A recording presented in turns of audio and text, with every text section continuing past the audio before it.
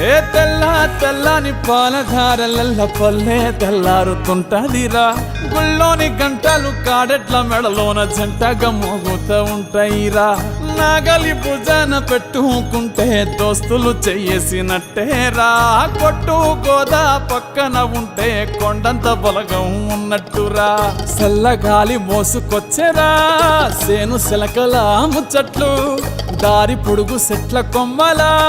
రాలుతున్న పూల సప్పట్లు పల్లెటూరు దీని తీరే అమ్మ తీరు కంగులోన దాసి పెట్టి